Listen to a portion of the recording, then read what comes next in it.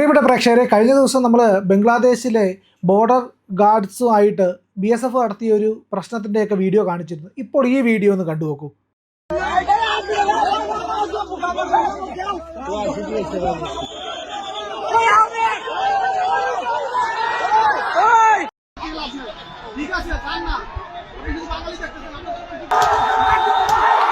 ഇത് കഴിഞ്ഞ ദിവസം ഉണ്ടായ പ്രശ്നത്തിന് ശേഷം ഉണ്ടായ പ്രശ്നമാണ്.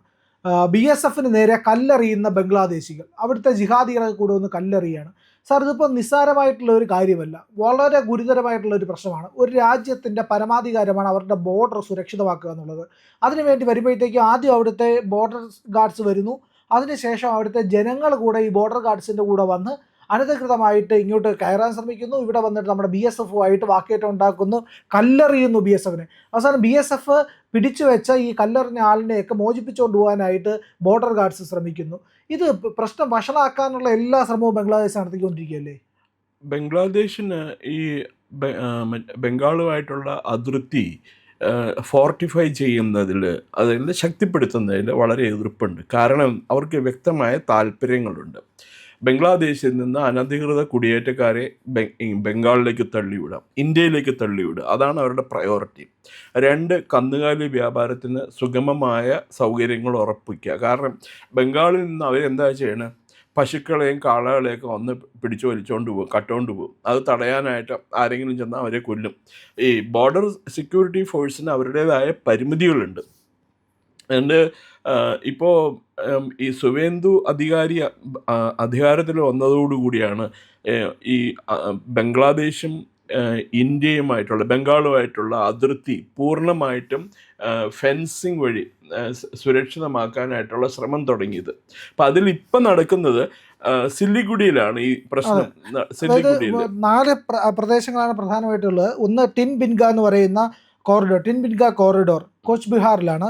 പിന്നെ ഫൻസിദേവ എന്ന് പറയുന്ന സിലിഗുരിയിലുള്ള പ്രദേശമുണ്ട്. പുരാപര എന്ന് പറയുന്ന ചുൻഗർ ബന്ദ എന്ന് പറയുന്ന പ്രദേശത്തുണ്ട്.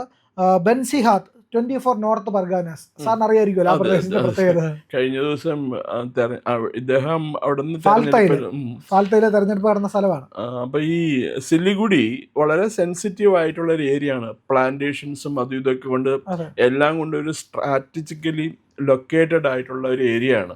അപ്പോൾ അതുവഴി അവർക്ക് അനധികൃതമായിട്ട് കയ്യേറാം. അത് മാത്രമല്ല, ബംഗ്ലാദേശി പൗരന്മാർക്ക് മാത്രമല്ല, റോഹിംഗ്യ മുസ്ലിംസിനും കടന്നു വരാനായിട്ടുള്ള ഒരു പാത പോലെയാണ് അവിടെ ഉള്ളത്. അത് ഫോർട്ടിഫൈ ചെയ്യാനായിട്ട് ഇതുവരെ മമതാ ബാനർജിക്ക് കഴിഞ്ഞിട്ടില്ല. അവർക്ക് താല്പര്യമുണ്ടായിരുന്നു, എന്താ പറയുക,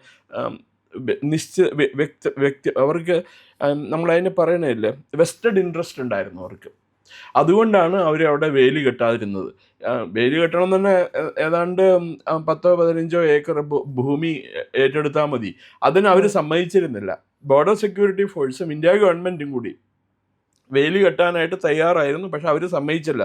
കാരണം കുടിയേറ്റം തടഞ്ഞു കഴിഞ്ഞിട്ടുണ്ടെങ്കിൽ ഇവരുടെ വോട്ട് ബാങ്കിനെയാണ് അത് ബാധിക്കുക. അറിയാമല്ലോ, ബംഗ്ലാദേശിൽ നിന്ന് വരുന്ന അനധികൃത കുടിയേറ്റക്കാർക്കൊക്കെ അവിടെ വോട്ടേഴ്സ് ലിസ്റ്റും കിട്ടും, ആധാർ കാർഡും കിട്ടും, എന്തുവേണം കിട്ടും, പാസ്പോർട്ട് വരെ കിട്ടും. അവരെ അങ്ങ് പൗരന്മാരാക്കും അവർ. തൃണമൂൽ കോൺഗ്രസ് അതിനു മുമ്പ് ഇവരും ചെയ്തുകൊണ്ടിരുന്നു, CPM അതിനു മുമ്പ് കോൺഗ്രസും ചെയ്തുകൊണ്ടിരുന്നു.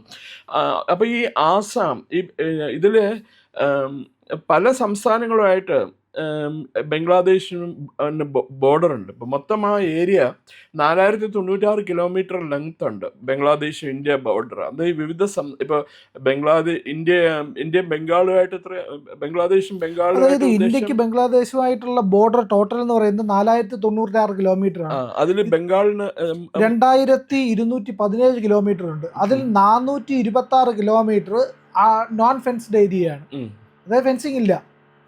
അത് കെട്ടാനായിട്ട്, അവിടെ വേലി കെട്ടാനായിട്ട് എന്താ അവരൊട്ടും സമ്മതിച്ചിരുന്നില്ല. എന്നിട്ടും കേന്ദ്ര ഗവൺമെന്റിന് സ്ഥലം വേണമല്ലോ.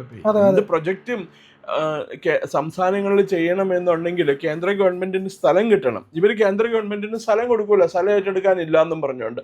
അത് അങ്ങനെയൊന്നുമല്ല, അവർക്ക് വേണം നിർബന്ധമായിട്ട് സ്ഥലം ഏറ്റെടുക്കാമായിരുന്നു. വേണമെങ്കിൽ ഭരണഘടനയുടെ പ്രത്യേക പ്രൊവിഷൻസ് ഒക്കെ ഉപയോഗിച്ചിട്ട് അവർക്ക് ഏറ്റെടുക്കാമായിരുന്നു സ്ഥലം.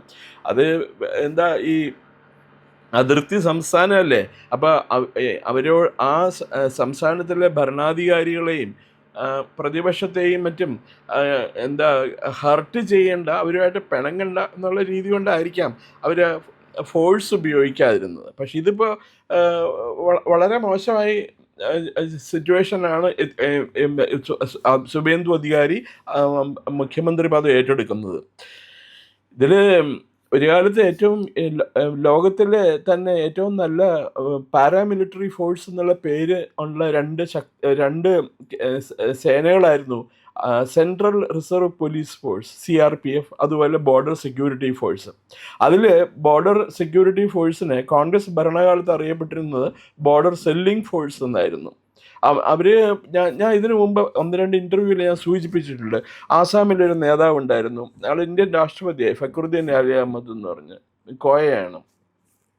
അയാൾ ആസാമിലെ രാഷ്ട്രീയ നേതാവും കേന്ദ്രത്തിലെ ഭക്ഷ്യമന്ത്രിയായിരുന്ന സമയത്ത് അയാൾ ഈ ഈസ്റ്റ് പാകിസ്ഥാനിൽ നിന്നും, ബംഗ്ലാദേശ് 1971 നിലവിൽ വരുന്നത്, ഈസ്റ്റ് പാകിസ്ഥാനിൽ നിന്നും ഈ ഫക്രുദ്ദീൻ അലി അഹമ്മദ് ആസാമിലേക്ക് കണ്ടമാനം മുസ്ലിം അനധികൃത കുടിയേറ്റം നടത്തുന്നതിന് പ്രോത്സാഹനം കൊടുത്തിട്ടുണ്ടായിരുന്നു.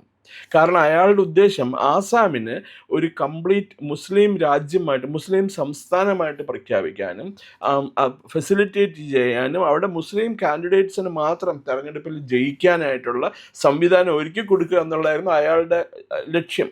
അപ്പോൾ അയാൾക്കൊരു അവിടുത്തെ ഒരു അൺഡിസ്പ്യൂട്ടഡ് കിങ് ആയിട്ട് മാറാൻ സാധിക്കും.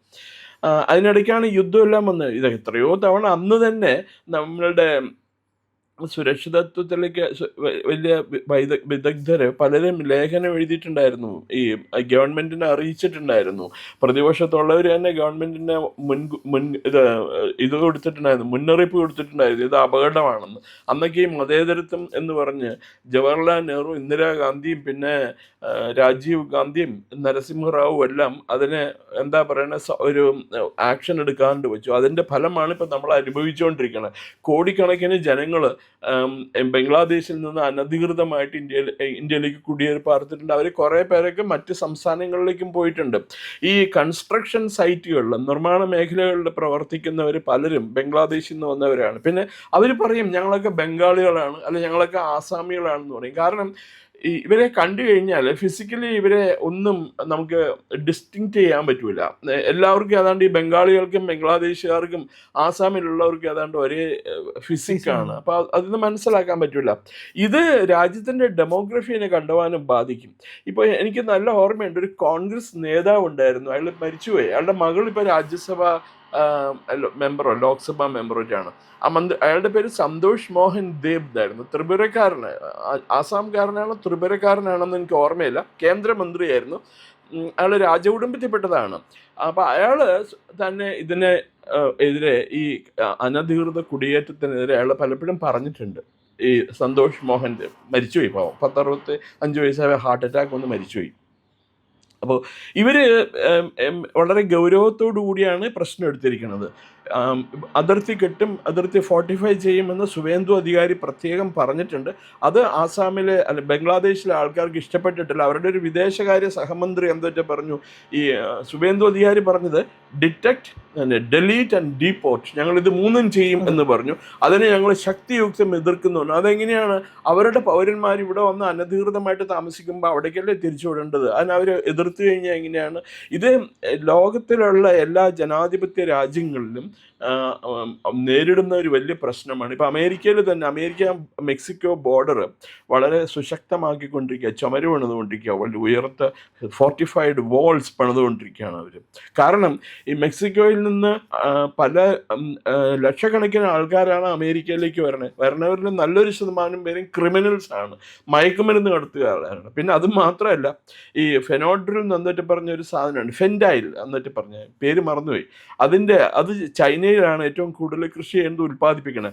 അത് ഫെനൈൽ നേരിട്ട് മയക്കുമരുന്നാക്കാൻ പറ്റില്ല. അപ്പോൾ അതിന് ചൈനയിൽ നിന്ന് അമേരിക്കയിലേക്ക് കൊണ്ടുപോകാൻ പറ്റില്ല. അപ്പോൾ അവരെന്ത് ചെയ്യും? ചൈനയിൽ നിന്നും കപ്പൽ മാർഗ്ഗം അത് ഇവിടെ കൊണ്ടുപോകും, മെക്സിക്കോയിൽ കൊണ്ടുപോകും. എന്നിട്ട് അവിടെ കൊണ്ട് പ്രോസസ്സ് ചെയ്ത് ഹെറോയിനോ കൊക്കൈനോ എന്താ പണ്ടാറോ ആക്കിയിട്ട് അതൊക്കെ കൊണ്ട് അമേരിക്കക്കാരെ തീറ്റിക്കുക. ഇപ്പം അപ്പം അങ്ങനെ ഒരു യുദ്ധം നടക്കുന്നുണ്ട്. ഇപ്പം അതുകൊണ്ടാണ് ഈ ട്രംപ് നല്ല ആളോ ചീത്ത ആളോ അത് നമുക്ക് മറക്കാം, പക്ഷെ അയാളുടെ രാജ്യത്തിനെ സംരക്ഷിക്കേണ്ട ചുമതല അയാൾക്കുണ്ടല്ലോ. അതുകൊണ്ടാണ് അയാൾ കുടിയേറ്റത്തിന് കർശനമായിട്ടും അനധികൃത കുടിയേറ്റത്തിന് അയാൾ നിരോധിച്ചിരിക്കുന്നത്. ഇന്ത്യ ഒരു വലിയ പ്രശ്നം നേരിട്ടാണ്. ആസാമിൽ നല്ലൊരു ശതമാനം മുസ്ലിംസും ബംഗ്ലാദേശിൽ നിന്ന് വന്ന് താമസിക്കുന്നവരാണ്. അവർക്ക് ആസാമിലെ മുഖ്യമന്ത്രി തന്നെ പറഞ്ഞിട്ടുണ്ടല്ലോ, ഇത് എന്താ കുറച്ച് നാളുകൂടി കോൺഗ്രസ് ഇവിടെ ഭരിച്ചിരുന്നെങ്കിൽ ആസാം ഒരു മുസ്ലിം മജോറിറ്റി സംസ്ഥാനമായിട്ട് മാറിയേനെന്ന്. പൊതുവേ ആസാമിൽ ബംഗാളികൾ കുറച്ച് കൂടുതലാണ്, കുറേ അധികം പേരുണ്ട് ബംഗാളികൾ ആസാമിൽ. അപ്പോൾ ആസാമികളുടെ ഐഡൻറ്റിറ്റി പോയി. അതൊക്കെയാണ് പ്രധാനമായിട്ട് ഈ അനധികൃത കുടിയേറ്റവും പിന്നെ ആസാമികളുടെ സ്വത്വം നശിച്ചുകൊണ്ടിരിക്കുന്നതിനെതിരായിട്ടാണ് ആസാമിൽ വലിയ ലഹള നടന്നത്. ആ ലഹളയൊന്നും പരിഹരിക്കാൻ കോൺഗ്രസ് ഗവൺമെന്റിന് കഴിഞ്ഞില്ല. ആസാം അക്കോർഡ് അതെല്ലാം പരാജയപ്പെട്ടു. അവരൊന്നും വേണ്ട രീതിയിൽ ചെയ്തില്ല അവർ. അപ്പോൾ ഇത് ഗവൺമെൻറ് ശക്തമായ നിലപാടെടുക്കും എന്ന് തന്നെ നമുക്ക് കരുതണം. കാരണം സുവേന്ദു വാക്ക് പറഞ്ഞാൽ വാക്കായിരിക്കും. കാരണം അദ്ദേഹത്തിൻ്റെ അവിടുത്തെ ജനങ്ങൾക്ക് മനസ്സിലായി, ബംഗാളിലെ ജനങ്ങൾക്ക് മനസ്സിലായിട്ടുണ്ട്, അറ്റ്ലീസ്റ്റ് ഹിന്ദു ജനങ്ങൾക്ക് മനസ്സിലായിട്ടുണ്ട് ഒരുമിച്ച് നിന്നിട്ടില്ലെങ്കിൽ അപകടമാണെന്ന്. കാരണം ഇപ്പോൾ കഴിഞ്ഞ ദിവസം ഒരു തെരഞ്ഞെടുപ്പ് നടന്നില്ലേ മറ്റേ ഫാൽത്തയിൽ, അവിടെ മുസ്ലിംസ് മൊത്തം CPM വോട്ട് ചെയ്തു, ഹിന്ദുക്കൾ മൊത്തം BJP വോട്ട് ചെയ്തു. എന്നിട്ടും BJP 1,10,000 1,20,000 വോട്ടിന് ജയിക്കാൻ സാധിച്ചു അവിടെ BJP സ്ഥാനാർത്ഥിക്ക്. അതൊരു നല്ല സൈനാണ് കാണുന്നത്. ജനങ്ങൾക്ക് അപകടം മനസ്സിലായി. കേരളത്തിലെ ജനങ്ങളിത് എന്ന് മനസ്സിലാക്കുന്നു. അതിർത്തി വഴി അല്ലെങ്കിൽ കൂടി കേരളത്തിലേക്ക് ഇഷ്ടംപോലെ അനധികൃത കുടിയേറ്റമുണ്ട്. പിന്നെ ജനസംഖ്യ പെരുകയല്ലേ. മറ്റേ ഈ മലബാർ പല പ്രദേശങ്ങളും, മലബാറിലെ മലപ്പുറം ജില്ലേനെ പാകിസ്ഥാൻ എന്ന് വിളിച്ചതിനല്ലേ മറ്റേ എന്താ ആരോ ഒക്കെ ഇവർ ചീത്ത പറഞ്ഞത്. നമ്മുടെ പഴയ അൻവർ, പിണറായി വിജയൻ്റെ വേണ്ടപ്പെട്ട ആൾ PV അൻവർ ചീത്ത പറഞ്ഞു. ഇത് ശക്തമായി എടുക്കണം.